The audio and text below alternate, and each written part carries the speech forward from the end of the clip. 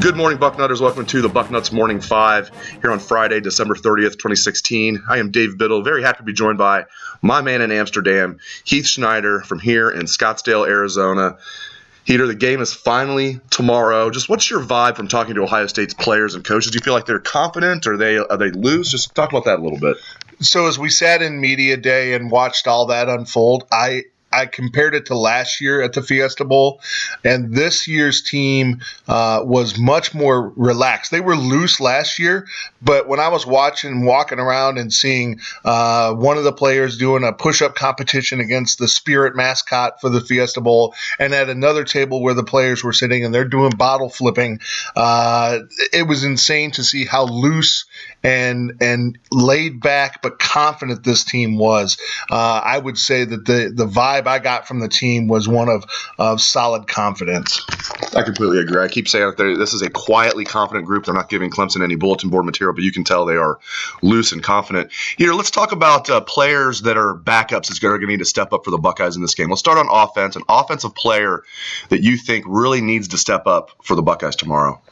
So my guy for tomorrow is Dontre Wilson. Anybody that's read any of Heater's immediately after the game analyses over the last couple years knows that I have railed on Dontre.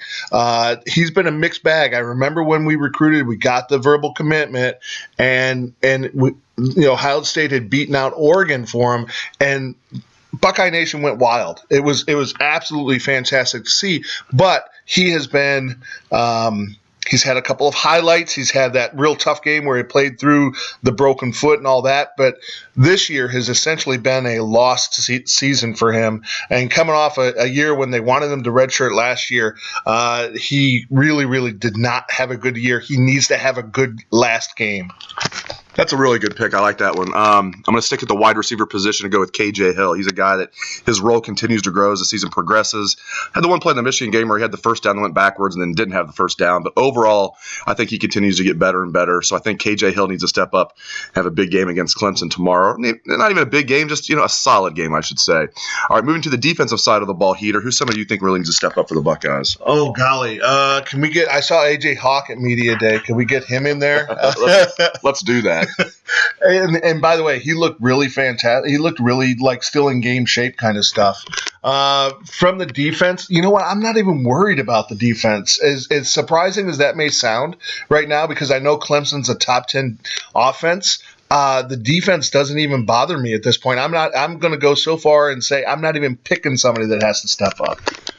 Kind of easy, but I'm going to say Nick Bosa. He's pretty much, it's easy because he's pretty much a starter. You talk to Ohio State's defensive coaches, and Luke Fickell just flat out said it. I don't even know who our starting defensive ends are. And he knows that Tyquan Lewis and Sam Hubbard are the starters. His point was when he puts Nick Bosa in there, when he puts Jalen Holmes in there, I should say when they put them in there, because Greg Schiano is a big part of that, and Larry Johnson, there's no drop-off. So I'm going to go with Nick Bosa. He's a guy where, now he's more than a year recovered, well more than a year recovered from the ACL injury, and his snap count continue to go up and up and up as the season progressed. So I think we're going to see a lot of Nick Bosa, including in the Rushman package, defensive tackle. He's going to play some defensive end. So I think Nick Bosa needs a step up tomorrow. All right, moving right along here. Let's talk about the future a little bit, because we got a chance yesterday, Heater, to interview both Joe Burrow and Dwayne Haskins. For those that are wondering, these guys are like pretty close friends. Like they get along actually really well. They were playing I believe some Madden together, a college football game together. No, it was Madden because it was pro. But let's not talk about video games. Let's get your thoughts, Heater, on who is going to be the heir apparent to JT Barrett. Is it going to be Joe Burrow? Is it going to be Dwayne Haskins? Or might it even be Tate Martell? I'll tell you what, I'm really, really torn. My initial thought is you have tremendous amount of talent. You hear all the hype that's surrounding Haskins, but then you see it's one of those things where Burrow just winds up being smooth when he's on the field. We had a quarterback with initials of JB before, Joe Bauserman, not smooth on the field. This guy appears to be smooth. I'm going to give him the nod. I mean, it's almost too easy to do that, right? Because he's already second string and he has the reps behind him. But I would not sleep on Tate Martell a couple years from now. I thought he had peaked physically in high school. I have changed that after watching him out in Nevada, because I'm out in Vegas, so I get a chance to see him. He is something else when he's out on the field. Of course, you're going to brag about living in Vegas.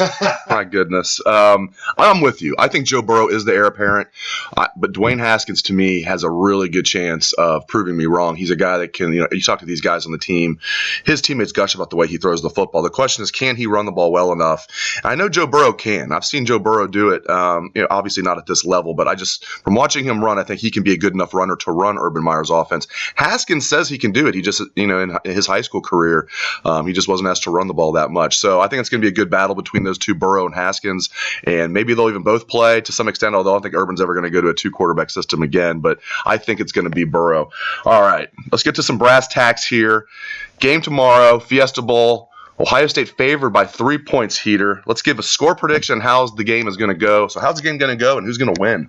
All right, so we have elite athletes on both sides. Last year, going into that Notre Dame Fiesta Bowl game, I said Notre Dame wouldn't be able to keep up the speed of Ohio State. I think it's different with Clemson. Clemson's a very fast team, edge to edge, and Ohio State is as well. I think you're going to see Ohio State come out early and protect the lead. I see a 34-26 game. Ohio State wins. We have a very similar score, so I'll just cut to the chase. I have Ohio State 35, Clemson 24. I heard it said very well earlier this week by someone in the media. They're saying, I think really three things can happen in this game. Clemson could win a close game, Ohio State could win a close game, or Ohio State could blow them out. There's just no scenario where Clemson is going to blow out Ohio State. So I think I really like the Buckeyes' chances in this game. I'm picking the Buckeyes 35-24. Okay, let's close the show and have some fun here. Not that the rest of the show wasn't fun. This is just hilarious, though. Paul Feinbaum, who I know a lot of Buckeye fans used to hate, he's now ingratiated himself to Buckeye fans slowly. And yesterday on Mike and Mike, Stu Gotts and Golick Jr. were filling in. I mean, I've seen people rip programs before. This took it to the next level. Paul Feinbaum, Heater, absolutely eviscerated Michigan. Some of the highlights here, he's never met a Michigan fan that has any humility. They're the most arrogant fan base, and they have no reason to be. They've won half a national championship in the last 60 years. I almost can't say that line without laughing. He had to throw in, they've won a half a national. He said half a national championship in 60 years. He said they have no seat at the big boy table. He said Harbaugh goes crazy on officials. He's probably going to be out the door in another 2 years. Can't beat Urban Meyer. I mean, he just, as Stu Gotts said, he brought the sledgehammer down on the University of Michigan, Heater. What a great moment, right? That was absolutely fantastic. I have been harping on the half of a national championship since the Truman administration for years. Put that into perspective. The Dewey administration. Truman was the president at the end of World War II. That's how long ago this was, right? It was 1948, I think. But at the end of World War II was started Truman's administration.